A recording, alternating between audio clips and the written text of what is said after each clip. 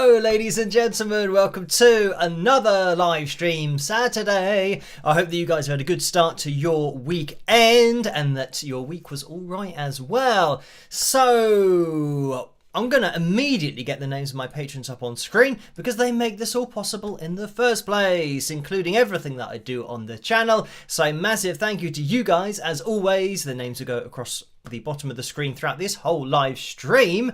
But the report for the Gremlin Watch before we start the live streams, for some reason, the hard drive where everything's stored for these live streams and the software that I use, it wasn't reading it, and that was about 10:02. So at least I had 10 minutes to sort it out, get it working, and normally it happens about 1 minute to. So yeah, that's good that the Gremlins gave me a bit of time to recover. So I think we are fine. Everything seems to be working and hopefully you can see me and hear me. I can certainly see you guys in the live chat room. Hello in there. Let's shout out some names.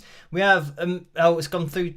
Okay, let me try and say, okay, Corey, Jennifer, Mimi321, Tammy, Angela, Lucy, Howard, Allison, I'm Tally Paul or something like that. Leslie Harvey, Totoro Porco, Billy, Lara Gale, Vera, Shia Marie was that, and it's going too quickly for me to be able to see the names. But yes, thank you guys for joining me, and if you could leave a thumbs up as you come through the door, that would be very much appreciated because tonight's live stream is another record attempt. So we are aiming for 565 likes. Is that right? That is, yeah, a crazy number, but that's what we're going to be aiming for tonight. And yeah, if you could hit that thumbs up, that would be great. Now, I know that the FilJam is actually one behind what it should be. At least I think that is the case. Let me check. Yes, it should be 170. So let me change that. There we go. So yeah, if we hit the target, which would be a new record for the channel, then we will be having a FilJam at the end of the live stream. We'll bust out the guitar and see what happens. So yeah, every single thumbs up would be very much appreciated. And let's see where we are at the moment. And it's a 266, which means we're looking for 299. That might be wrong, or it might be some immediate maths that actually worked out in my favour because it was almost 65. Whenever it's a 5 at the end, actually I struggle working out anything, but whenever there's a 5 at the end, it always makes it a little bit more difficult because my maths skills aren't quite as good as they should be or could be. So yes, we'll keep an eye on that. Yeah, thumbs up as you come through the door would be great. And yeah, approaching 300 already, which will make it even easier for me to work out if we get there. But I've already done the maths for tonight, so that is that. So tonight we're going to be having a brief look into Picture Corner and see what's going on in there.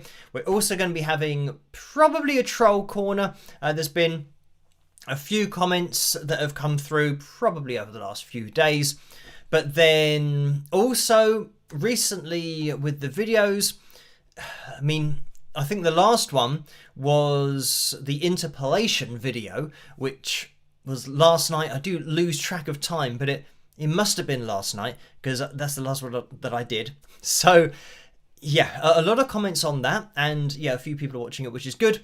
But also, I think somebody said, which is a good thing, somebody said that the Wikipedia page for interpolation has now been changed, or there's a PDF document that's been attached to it or something.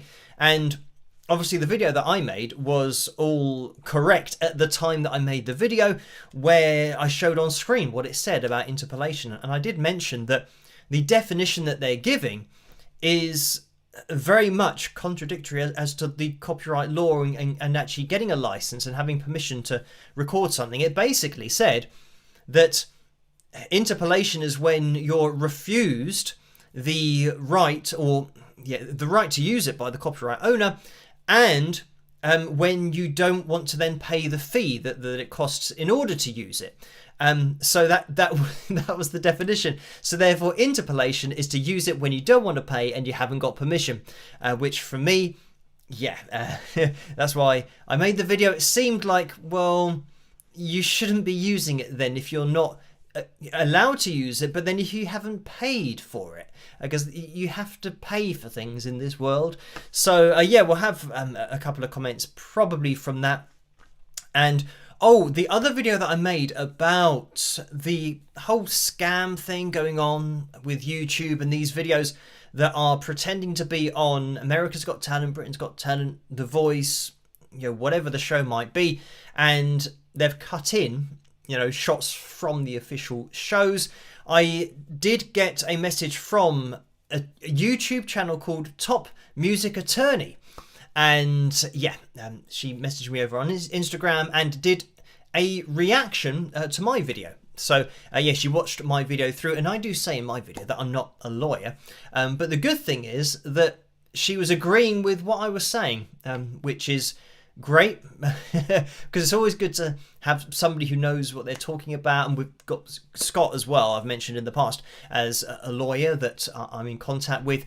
But as I'm not a lawyer, I mean, what I'm very much doing is putting across my point of view and my opinion as a copyright owner myself. You know, just going to skip that advert. But yes, because I own my songs, it means that if somebody were to use my song and they asked me to oh, can we use your song? And I said, oh no, it's not something I want to be involved with, but thanks for asking. And then they might say, well, how much would it cost in order for me to use it? I think as an artist, I would, if I didn't agree with the project, I'd say, well, you know, it doesn't matter how much money, because I don't agree with the project. But let's just say, for example, I was somebody else, and I said, okay, it's going to cost you, you know, £500 or something. And then they said, oh no, that's too expensive. And then I see their video, and they're still using my song. Say, for example, they've done their own version of That's Metal, and they're using everything exactly as it is, using the riff, and you know, they might even have changed a few words. But I'd say, well, no, that's my song. It's clearly my song because you asked me for permission and I denied it, and then you used it anyway. So I'm going from that point of view of how I would feel as a copyright owner if that happened to me, if this interpolation thing happened.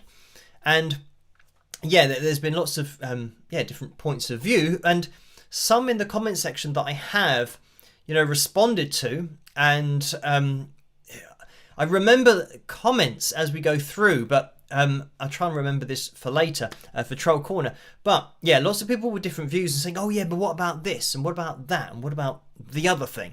And I know that there are lots of different licenses. And this is the other thing that some people say. They say, oh, you know, you're talking about, you know, like, you need to get a performance license, or you know, you need to have for a cover, that's fine, but then if you want to sell it, you have to have an agreement with the copyright owner, and that's going to have to be a contract, and all these different things.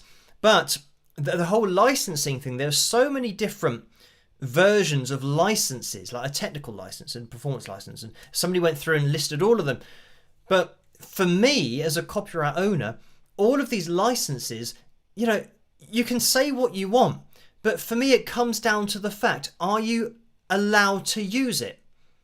That's it, you know. And I guess maybe people don't realize that I do everything myself, so I own everything. Like, I don't have to go through a record label, I don't have to go through the songwriter, and I don't have to agree this and agree that with them and get a percentage, and then, you know, one person might agree but then the other, if the band wrote the song and all this kind of stuff.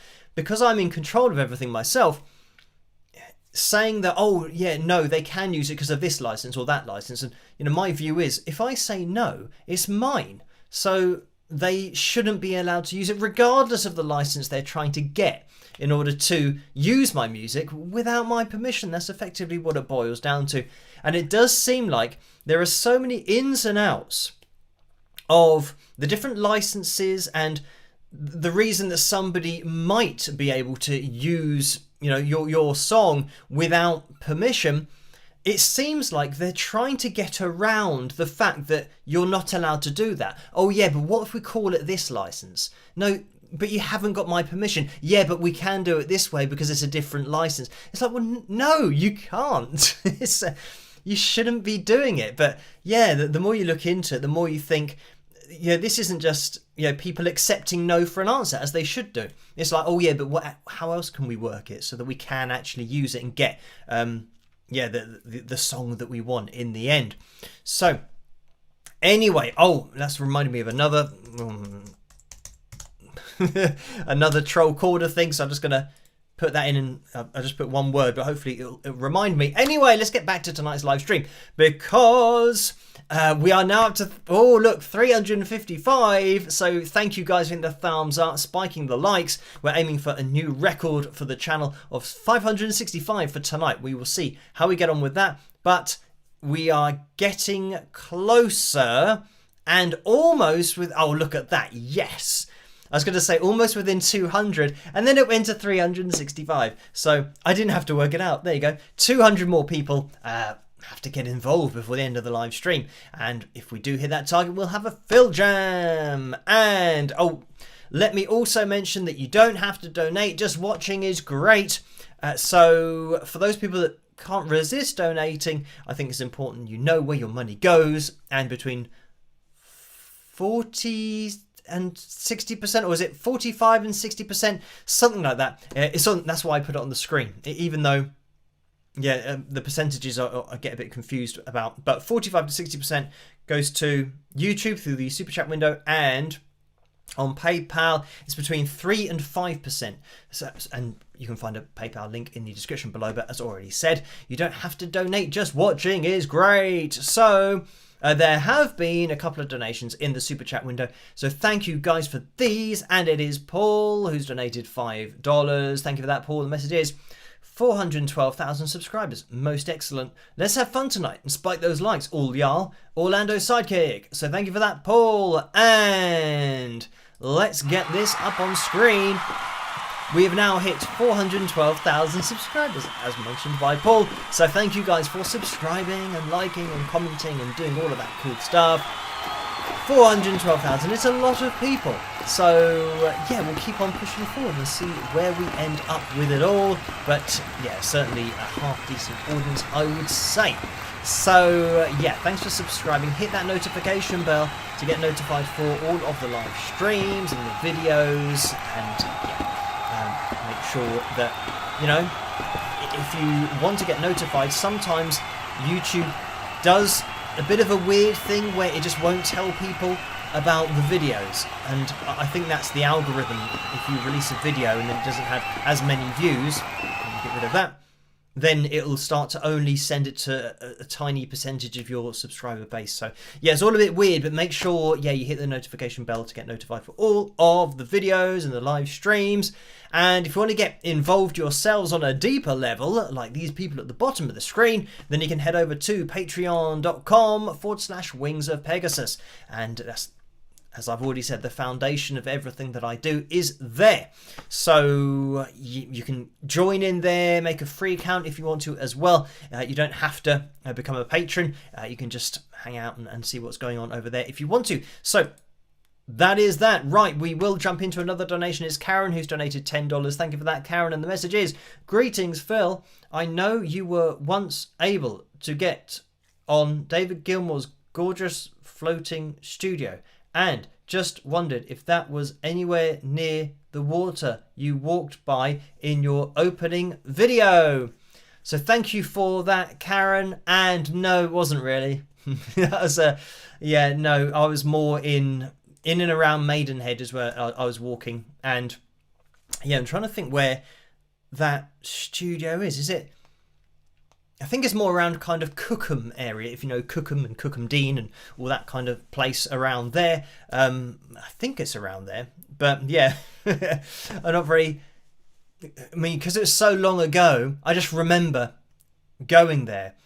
And there is an island called Monkey Island, which is... it's just popped into my head. And I don't think that's related to the studio.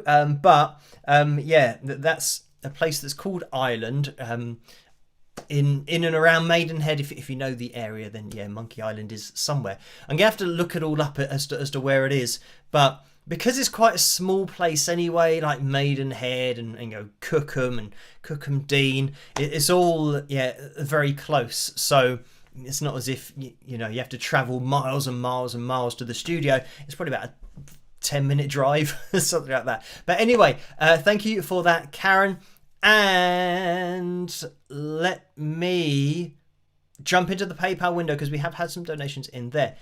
And let me see what is going on here. Okay, it's Michael who has donated £10. So thank you for that, Michael.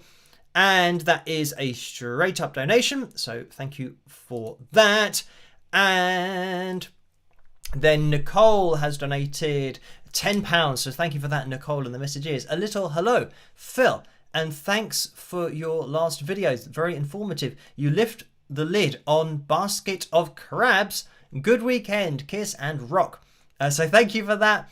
And we call it probably a can of worms here rather than a basket of crabs. But yeah, I mean, recently on the channel, you guys know that I do analysis videos on live performances and we see exactly what's going on. But with the whole, you know, fraud thing and copyright thing, it's just something that I thought I had to mention. And then being asked about interpolation, obviously it's easier for me to make a video about it than answer all of the emails and type out my response to, you know, all of those. So I thought it would just be easier for me to do a video and address it and let everybody know my thoughts rather than writing my thoughts down multiple times. And I'm not one of these people that copies and pastes replies to emails when I'm asked about something specific. So yeah, because every question generally tends to go in a particular direction and they want to know my view on a particular thing or a particular situation or a particular band or artist, all that kind of stuff. So yeah, thank you for that, Nicole. And we've had another donation from, I'm just waiting for this to come through, it's taking a little bit of time, Russ, who has donated £6.80. So thank you for that, Russ. And that is a straight up donation without a message. Dawn has donated £3.63. So thank you for that, Dawn. And the message is, hi Phil, I love the FilJam from last Tuesday. Keep up the good work. Rock, Dawn. So thank you for that. And the FilJam last Tuesday, which one was that? Was it the heavy metal type one? I think it might have been a little bit heavier. So yeah, that was in my wheelhouse of, you know, techniques and style and all that kind of stuff, which can't always be said about the FilJams. We just see what happens with it. But thank you for that, Dawn. And Tammy has donated £10. Thank you for that, Tammy. The message is, hi Phil, congratulations on hitting 412,000 subscribers. You're doing an excellent job. Keep on rocking. So thank you for that, and I will do. And Debbie has donated £10 as well. Thank you for that, Debbie. The message is, hi Phil, congrats on 412,000 subscribers. I so loved the Sarah Vaughan analysis this week. I have always wondered, why does the melody seem hard to follow? You are amazing. Love you, Debbie. So thank you for that.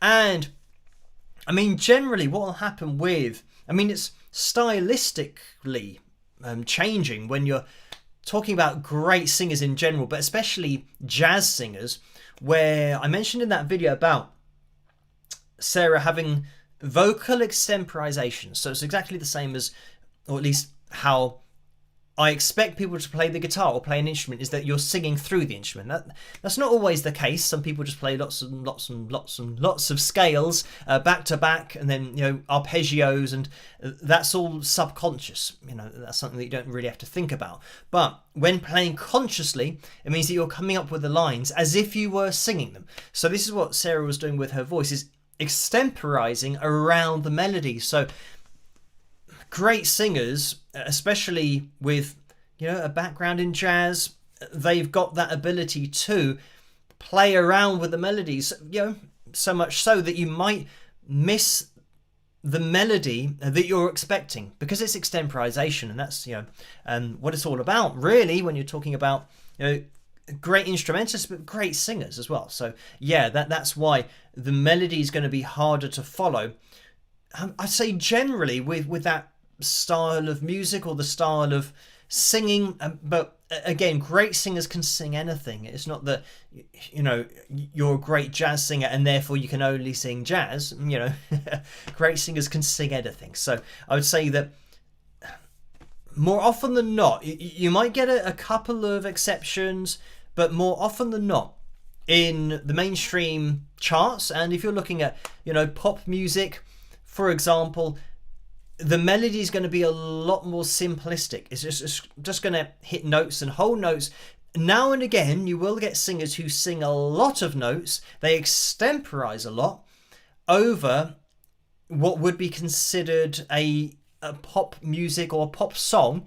So it can sometimes sound great, and then sometimes, you know, people might say, well, it's too busy, that there are too many notes for the backing, because, you know, pop music will have a very distinct and relatively straightforward chord structure. So it means that the melody is then placed over the top of that and they follow the chords more often than not. So you're going to get the melody that's changing with the chords, the underlying chords. So, and it's not going to be progressive at all. It's going to be quite straightforward. So therefore, you know the melody and it's very clear. But if you get a singer who sings a note, especially if it's an original composition and they're singing a note, but they never stay like in that lane of giving you a melody, it's like being, you know, given too much information. So when you're having a conversation with someone and they're just speaking at 1,000,000 miles an hour and you can't really understand what they're saying because it's too quick. Exactly the same with, maybe singers that sing a lot of notes. Until you're really familiar with the composition, then you can appreciate it, you know, listening to maybe 3 or 4 or 5 times, because now you know where the singer's going to be going.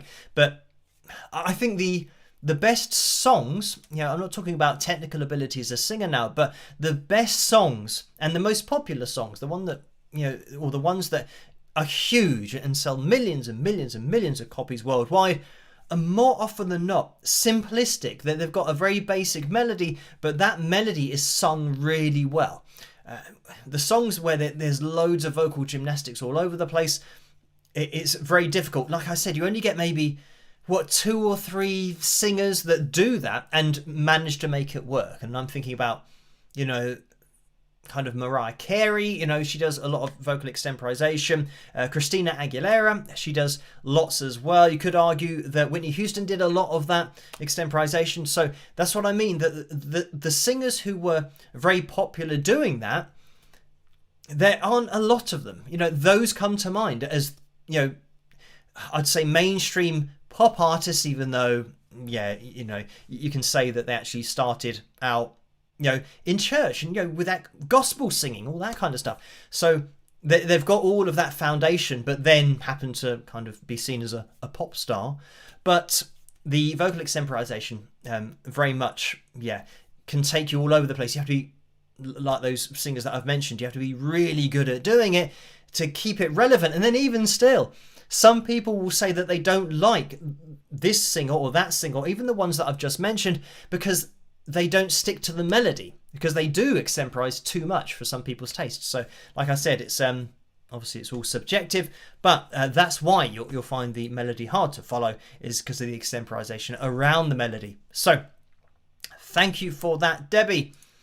And Vera has donated £18.13. So thank you for that, Vera. And the message is, good evening, Phil.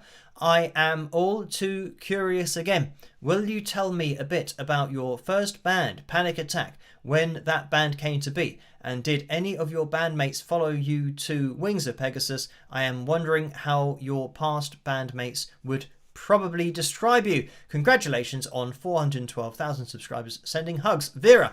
So thank you for that. So first question. My first band, Panic Attack. That's my first original band. I started a covers band when I was, I think, 18, something like that. So yeah, I at that time, I mean, I was at university. And I was I was studying sport and exercise science, but I was also spending a lot of time putting together a covers band. So, I really enjoyed music and playing, and, you know, I jammed with the guys that were actually studying music. So I enjoyed doing that. And then I realised, actually, when I jammed with a guy who was studying music, and he was grade 8 at guitar, which is, for those that don't know, is like the most advanced grade you can get to. So I was jamming with him, and I was just playing some chords, and he couldn't play along with what I was doing. And for me, that was a bit of an eye-opener, because I thought, oh, but how can you not follow? I obviously didn't say this to him, but I thought, how can he studied it, and he's got to the top level of, reading music and, just technique-wise, being able to play kind of any line or anything. But yeah, he couldn't jam.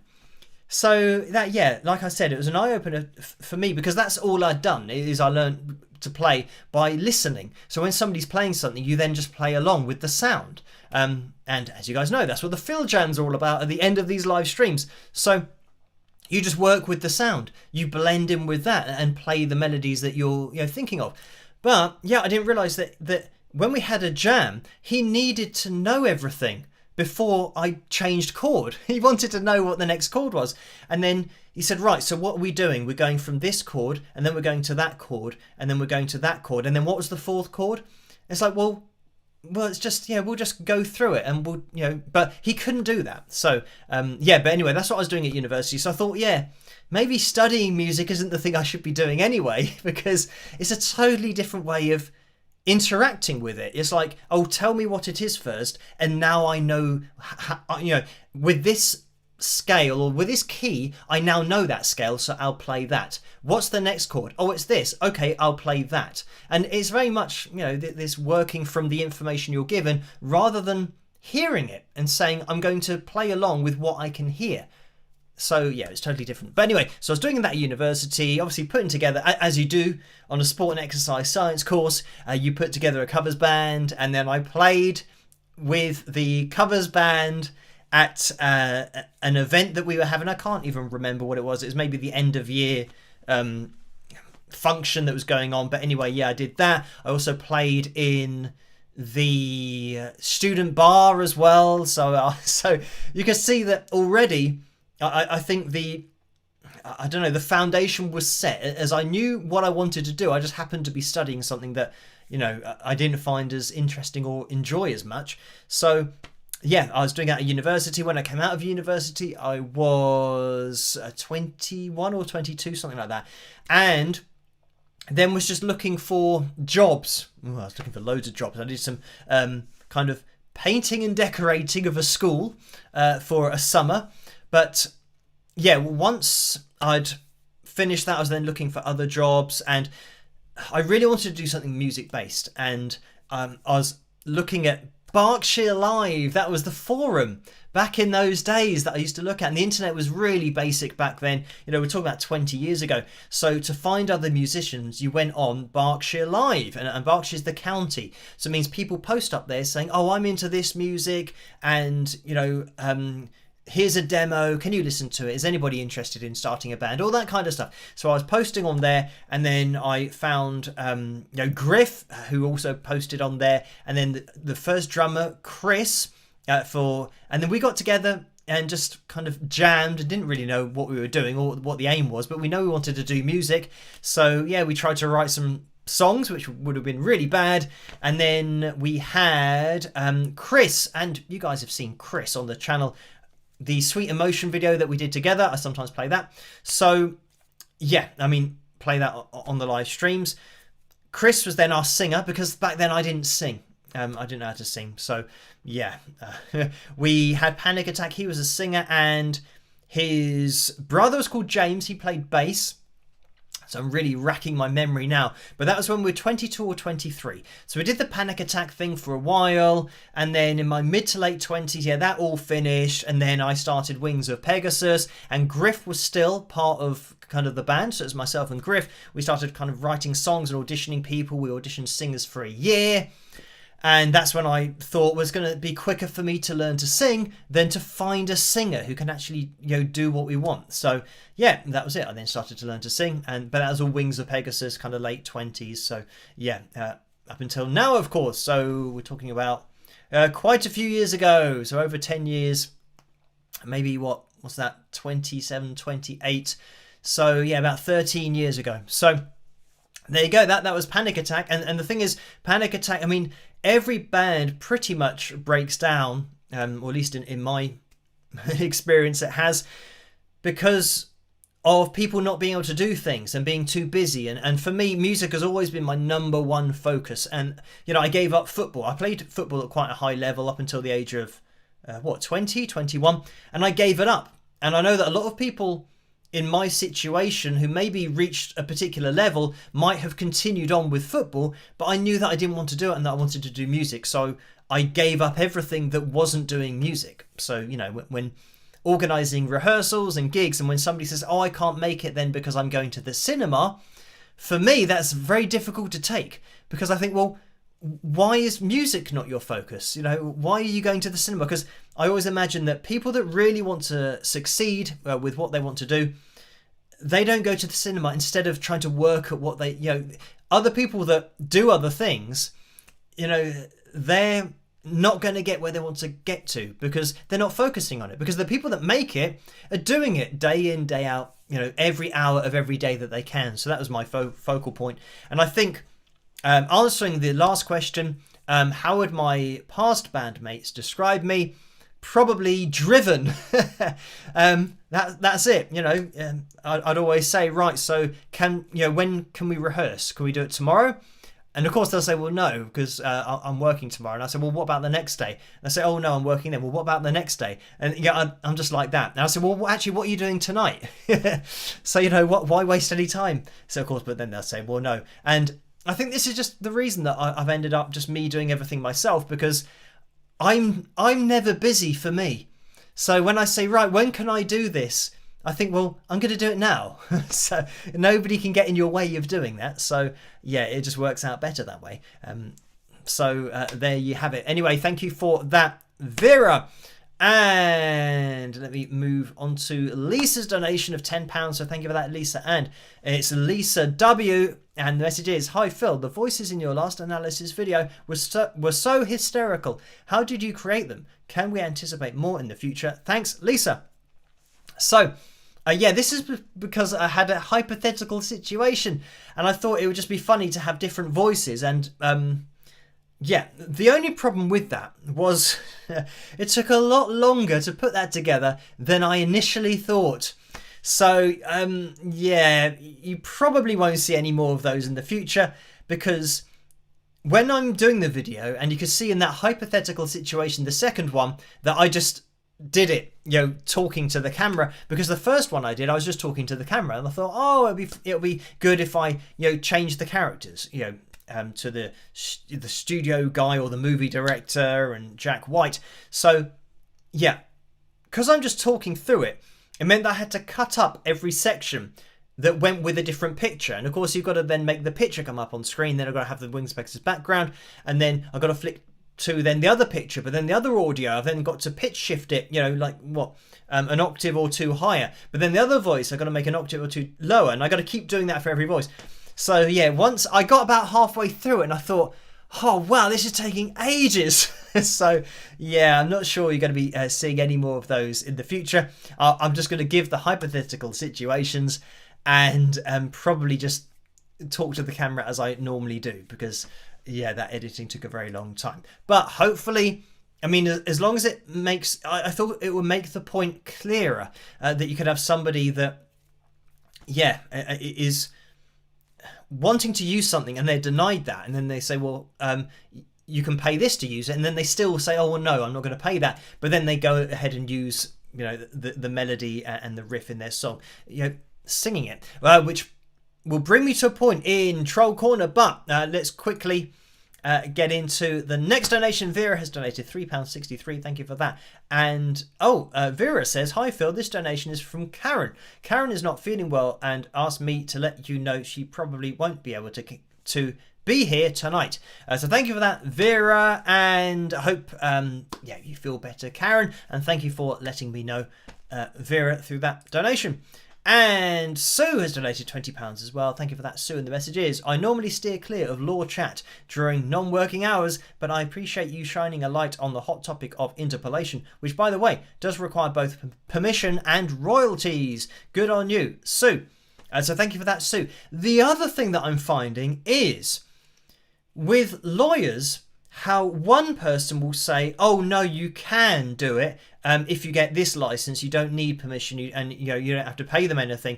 And then other lawyers are saying, no, you need permission, and you've got to pay for a license. So yeah, this is the other thing that, again, going back to myself as a copyright owner, I think it just comes down to permission. And if you get permission, it's fine, and you can buy a license. Like, if somebody gives permission or they don't give permission, I'm sure there are artists out there who say, I'm not going to give you my permission, but for the right price, I will, which is basically what it boils down to, of then, paying either, again, this is another part of it, but either paying a flat fee for using that or having royalties. So every time that it is played, for example, radio stations that might have a particular song that they play multiple times, the artist might receive a royalty, and most likely does, for every single play, rather than the radio station saying, oh look, we'll give you £10.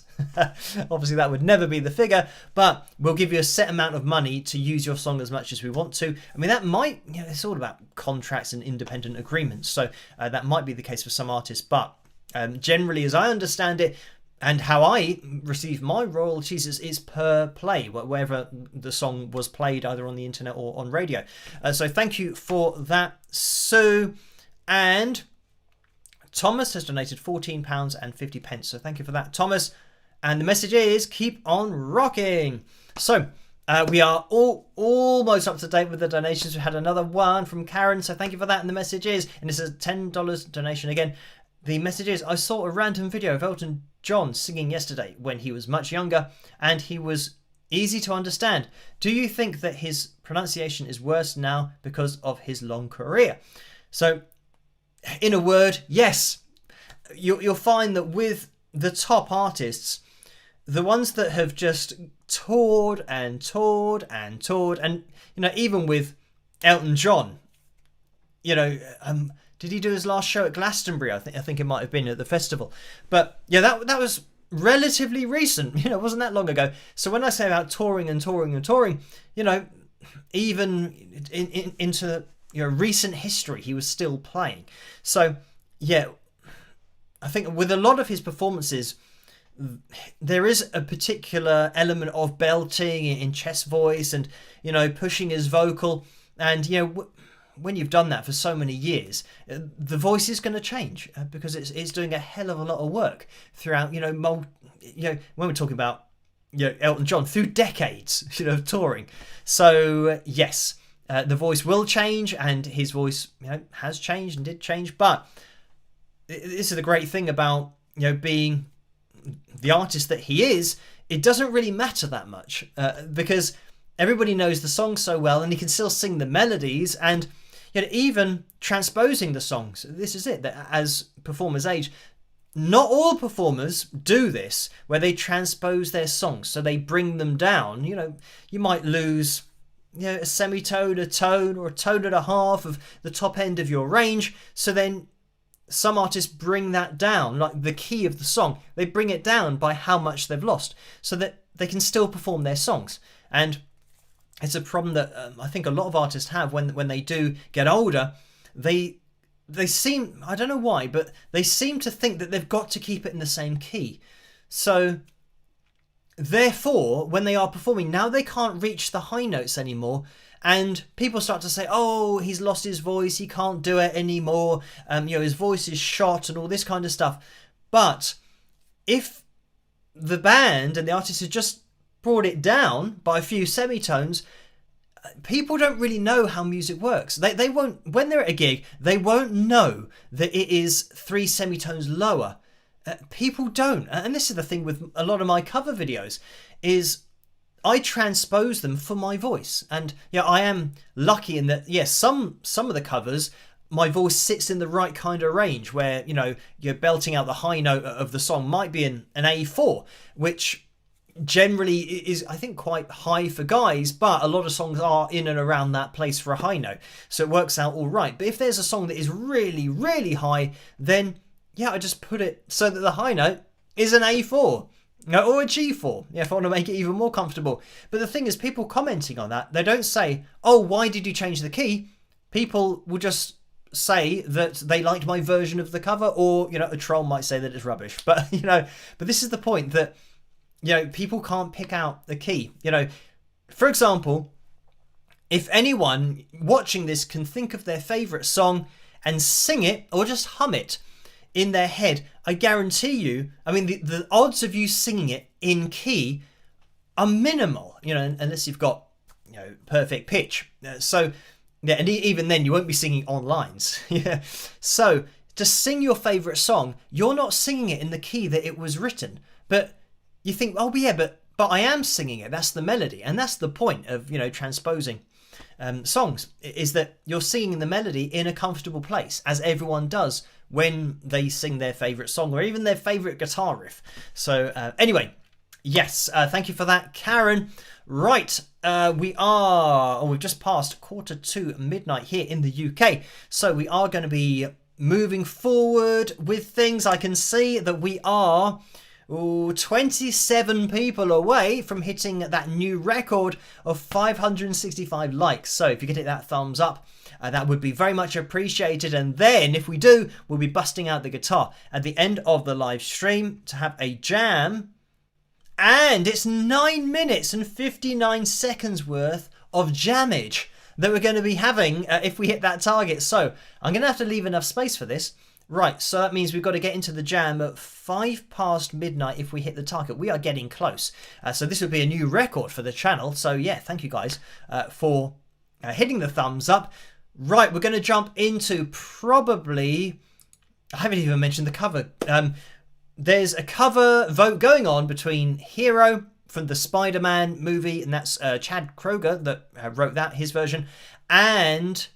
Oh, Don't Slow Down, Mr. Mister. So, yeah, that one's been losing out recently quite a lot. But we will see which one of those wins. It looks like Hero's in the lead at 55% of the vote. So, yeah, we'll keep an eye on that. Like comment is certainly getting close, which is good. I tell you what, we'll jump into Troll Corner, and then we'll jump into...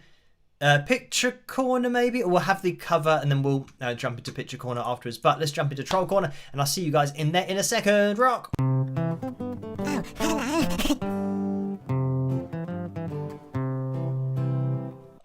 So just to address a few comments that I can remember off the top of my head. First one is about the copyright and the Jack White example. When I said about in the movie...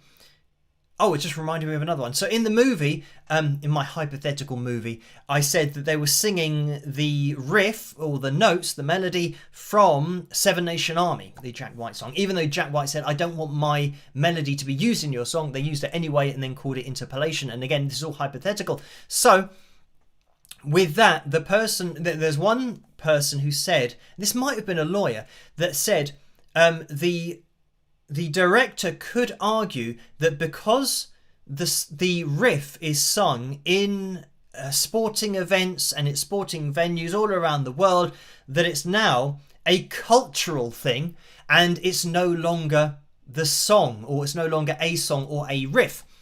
And I'm going to go all the way back to my view as a copyright owner.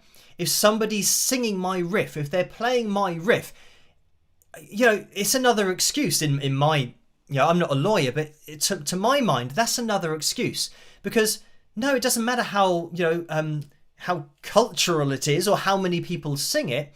If you use my notes in your movie, we're not talking about a crowd singing it. We're talking about a crowd in your movie, of youths singing it in your movie, which you asked me to do. And I said, no, but you're doing it anyway. Because of the fact that crowds do sing it, you can't do that. And then they say, oh, but and the same person commented saying, but that can be used to give the what do they say, like the backstory, or help to understand the personality of the people singing it, because they go to sporting events or they go to football events, and by singing the song it gives you their background of what they are like as people. And then I said in response to that what you're saying now is that because the script in the movie is too weak to give you their backstory and to not make it clear the kind of people they are, you're relying on my riff in order to achieve that. So again, for me, that's just another excuse for them to use it and not have permission. That, oh, it's a cultural thing. Oh, it's because it gives you the background of the characters. Like, yeah, but it's still my riff. It's still my melody. So yeah, it just all of these things, for me, my opinion is that it all boils down to permission. Somebody's got something, it's their intellectual property, they either give permission or they don't. If they don't give permission, if they've got a price that they've put on it, you have to pay the price, to buy the license, for example. So yeah, that was the first one. And somebody else said regarding this with, again, that riff, the Seven Nation Army melody, they said, so what's going to happen now? So if F1 and Netflix play a sporting event and the crowd are singing Seven Nation Army, are they going to sue Netflix or sue the F1 show or the Netflix show, whatever it might be? And I don't know, again, for me it's really obvious, it's really clear that when they are filming F1 and Formula One, like racing, but it could work for like NASCAR, I think it's called over in the USA. If they're filming that event, or for football or American football, it doesn't matter, they are filming the event. They're not filming the crowd and releasing that Seven Nation Army as their own song or a cover of a song for their profit. That isn't the point of the footage. If they had, for example, F1 or Netflix, if they have a show and they play the riff from Seven Nation Army, or somebody in their show is playing it or singing it, and that's the point of the show, that's where you need the permission, that's where you need the license. You can't start saying that, we're going to sue you because a crowd sang Seven Nation Army. Because then you'd say, well, yeah, but where's the CD that they've produced? Where is it on iTunes? Where is it on Spotify? Where's the movie they made with that series of notes? It's nothing to do with the actual program. So yeah, it happens at loads of sporting events. But yeah, so for me, again, somebody asking that question, I think it's very obvious that, they're not, this isn't, welcome to F1. And now to perform a cover of Seven Nation Army, 80,000 people. They don't do a counting. But anyway, so yeah, it's quite clear. And finally, somebody said that I should back off the copyright thing, because there are lots of different things that I don't know about. Like I said earlier, lots of different licenses that might make it possible. Again, I replied to that person and said, I'm giving, people have asked me for my opinion. I'm giving my opinion as a copyright owner. So this directly relates to me, and this is my opinion of it. And I'm directly affected by the law if somebody wants to use my songs. So yeah, I'm quite free. I don't have to back off from giving my opinion on something, especially when it's entirely relevant to my life and what I do on a day-to-day basis. So yeah, again, I think maybe because he's saying about, back off the law, the copyright stuff. I'm not a lawyer, and I clearly state that. But it still doesn't mean that my opinion isn't valid, because I'm one of the people that might be affected by this law. Like, say, for example, people can now use my songs and call it interpolation when I've said, no, I don't want that to be used. I don't allow you to have it, and I'm not selling it for any price. And then they use it anyway. Yeah, that directly affects me, and I'm going to have an opinion on that because I fundamentally don't agree with it. So anyway, that's going to be Troll Corner for tonight. So I'll see you in a second again. Rock. Bye-bye. So here we have the poll. I'm just going to end it. I think it is Hero that's going to win out. So this is from the Spider-Man movie. Obviously, it's going to be my version of it. And guess what? This is a cover video. Actually, that reminds me. It's something that the top music attorney woman spoke about. And I think one thing that she didn't really understand, I don't think she knows what I do on my channel. So there was somebody in her comment section that said, I don't agree when he said that using auto-tune or pitch correction is a breach of copyright. And I said, yeah, I replied to that person and said, I didn't say that at any point in my video, that auto-tune and pitch correction is a breach of copyright. What I did say in my video is that the people that were doing these fake auditions that were using pitch correction, that is essential because nobody's going to watch that and think that Simon Cowell is crying to an audition where the person can't sing very well. The part of the fraud, they need the pitch correction to make it sound accurate, to try and make it believable. So that was a huge part of selling it. So that's why I said that pitch correction is an essential tool in order for this particular scam to even work in the first place. So yeah, that was one thing. And another thing, I think maybe she didn't understand when I was saying about the cover videos and the fact that it had been registered. She stated that you are allowed to do cover videos. There's laws that do cover that, and you are allowed. And I have cover videos on my channel, as you guys know, and we play them on the live streams. So I know that, yeah, cover videos are allowed, but I don't think, and I'm not sure she understood exactly what I was saying, but when you do a cover of a song, say for example, this Hero that we're about to watch is my version of it. So say that I did this version, my version of Hero, that's a cover. That's fine, because it will get copyright claimed, and Chad Kroeger will get the ad revenue for that particular cover, or whatever agreement he has with YouTube, and then the YouTube algorithm applies that to my video, which is all fine. That's all above board. But what I'm saying is that this Hero cover that I'm about to show you, imagine if I went and this is what's happened on YouTube, I registered this as an original work. So this is now my song, Hero by Wings of Pegasus. Ironically, I do have a song called Hero. But anyway, imagine, I should have chosen a different example, but this is Hero by Wings of Pegasus that sounds exactly like Chad Kroeger's song. And because I've now registered it as an original work, the melody to that song is mine. I own it. So when somebody else does a cover of Hero by Chad Kroeger, they get a copyright claim, not from his record label or him as an owner or the publishing company. They get a copyright claim from me and nobody else. So now I get the ad revenue because I did a cover of his song that I registered as original. Therefore, the melody is picked up by the content ID in the algorithm that says, oh, that melody sounds like Wings of Pegasus song Hero. But it's not. It's Chad Kroeger's song Hero. So this is the point that I think maybe she didn't understand, that I'm talking about people registering the song as their own and therefore the melody, because that's what was happening in that video, because it was the Vanni Vabiola who has registered that song. I can't remember what song it was. It might have been a Bon Jovi song, but there might have been two songs actually that were registered as her songs, and she was the only one getting ad revenue for it.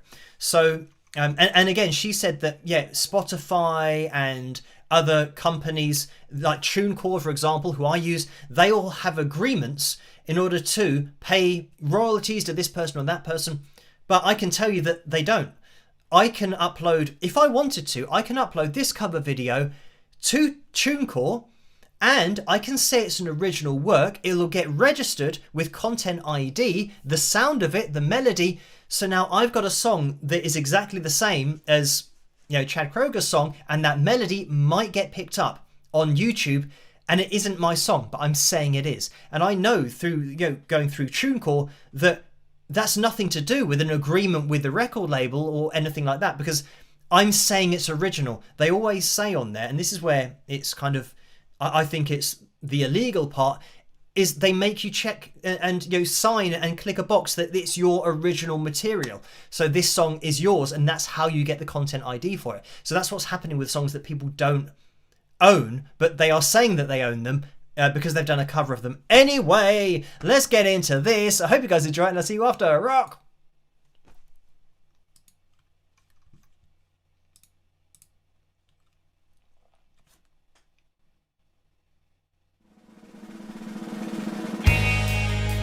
I am so high, I can hear heaven.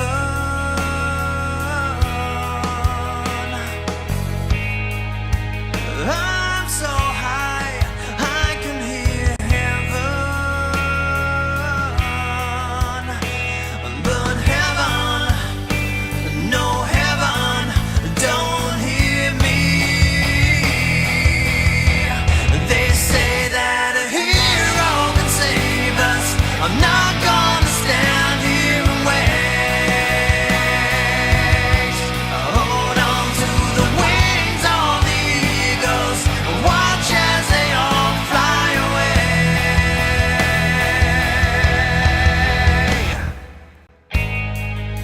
Someone told me love will all save us.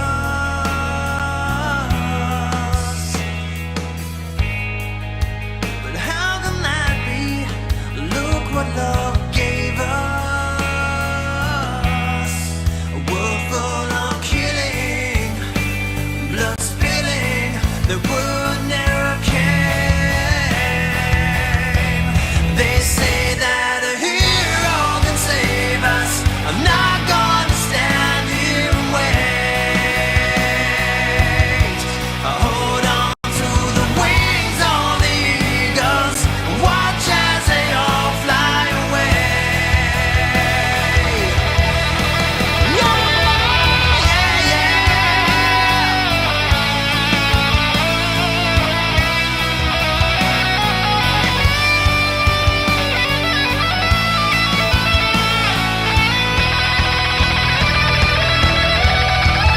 Now that the world isn't ending, it's love that I'm sending to you. It isn't the love of a hero, and that's why I fear it won't do. They say that a hero can save us. I'm not gonna stand here and wait. Hold on to the wings of the eagles, watch as they all fly away. They're watching us, they're watching us, as we all fly away. They're watching us, they're watching us, as we all fly away. They're watching us, they're watching us, as we all fly away. Whoa.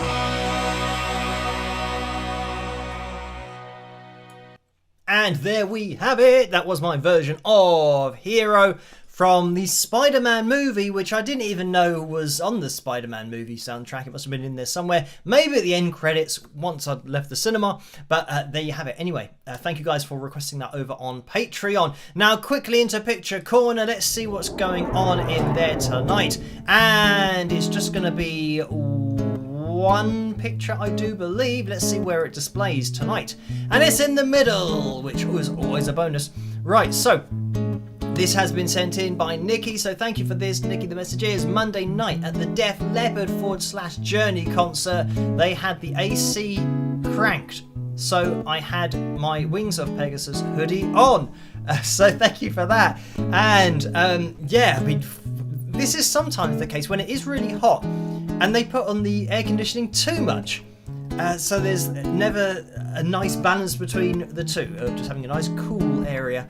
Sometimes that happens in cinemas, where you're sitting there and it's freezing. It's like, to stop the air conditioning from being so cold. But anyway, thank you for that, Nikki. And as you guys can see, Nikki is wearing the Wings of Pegasus hoodie. And if you guys want to get your hands on any of the merchandise, then you can click on the tray underneath this video. But if there's not a tray underneath this video, then you can click on the link in the description below, and that'll take you through to the spring.com store. But thank you for that, Nikki, for sending that in, and Laura for linking me to it. If you guys want to send in any pictures of you modelling any merchandise, then you can do. Head to the Wings of Pegasus supporters group over on Facebook. You can join that group, and then if you upload any pictures there, then Laura will link me to them. Right, we have hit the target of likes for tonight of 565. That means it's a new record for the channel, so thank you guys for tuning in, hitting the thumbs up, and it's going to be a long FilJam for tonight.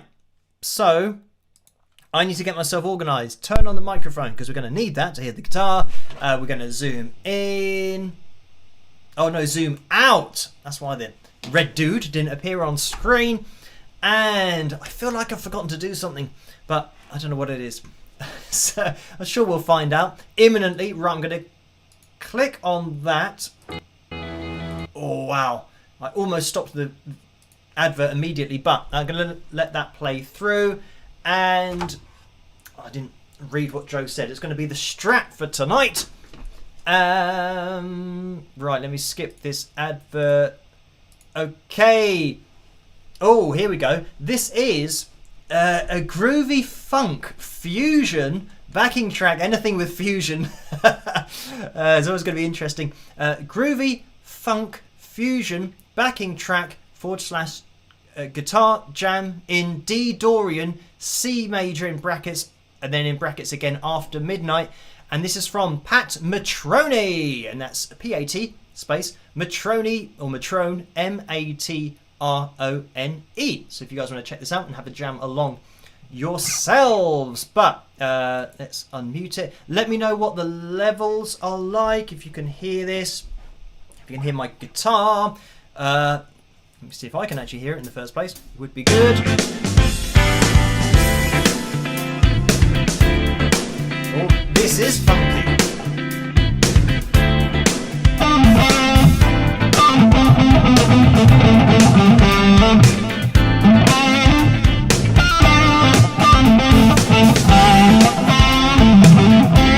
Can you hear this?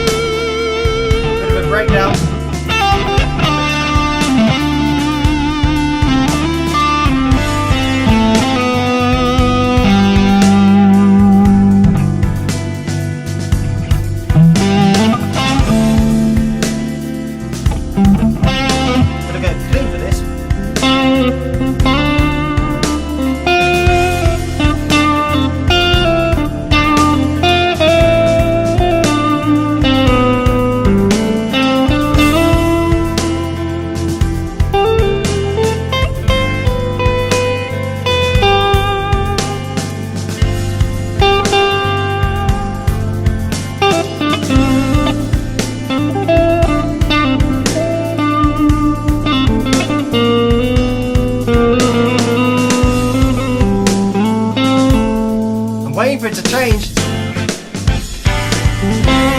Yeah, there it is.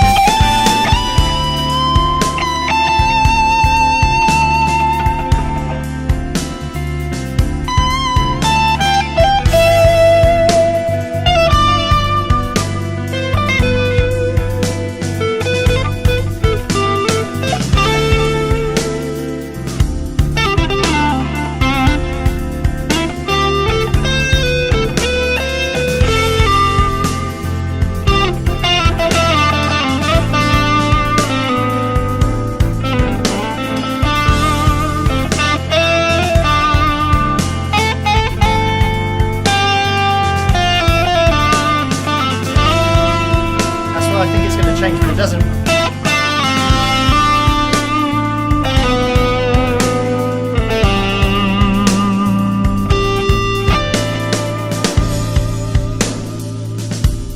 We're going to change again.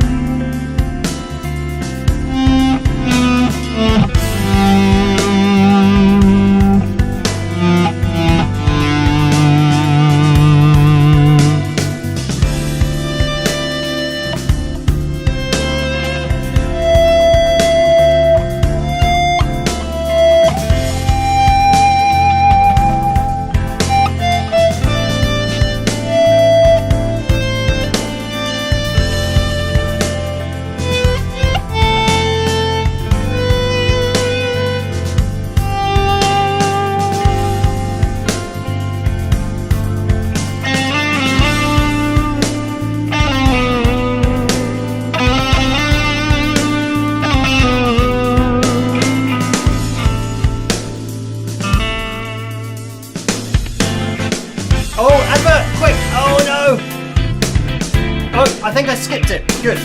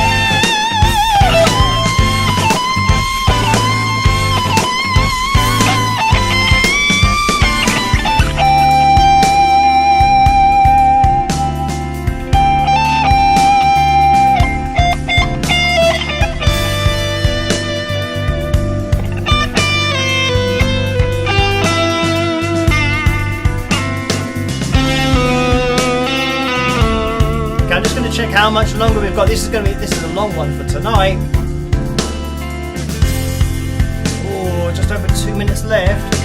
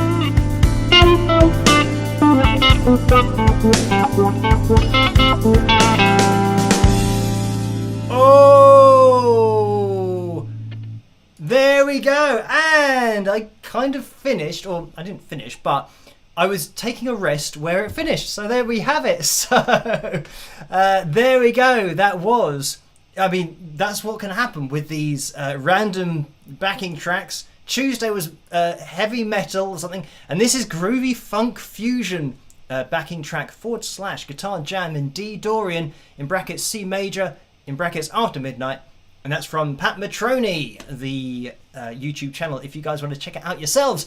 So thank you, Joe, for sending that my way. Yeah, long one for tonight, and yeah, a little bit of a different vibe about it, but all fun nonetheless. So right, that is going to be it for the live stream. There has been another donation in the super chat window, so thank you for that, Diamond Girl, $2, and the message is another great jam. Thanks for the fun evening. So thank you for tuning in and joining me for tonight. I'm going to be streaming again on Tuesday night, but I do have another video coming out tomorrow night, and that one you're going to want to look out for. I'll be releasing it at 8 p.m. and that's British summertime, BST. I'm just getting out of the habit of saying Greenwich Mean Time, but then I guess it won't be summertime for much longer. Anyway, yeah, so that'll be out at 8 p.m. tomorrow. Look out for that video, because yeah, that's, I mean, similar to the kind of thing we've been looking at recently, but not really. But then yeah, it's a really interesting backstory to the video that I'm going to be doing tomorrow night, so look out for that. Anyway, yeah, thank you guys for tuning in tonight. Hopefully I'll see you guys on Tuesday night as well at 8 p.m, because that's when I live stream. And yeah, we might be having another FilJam if we can hit the target on that evening. So all that's left for me to say is try to stay as safe and as sane as possible in this crazy world in which we live. Have a great rest of your weekend, and I'll catch you guys at the next one. Rock!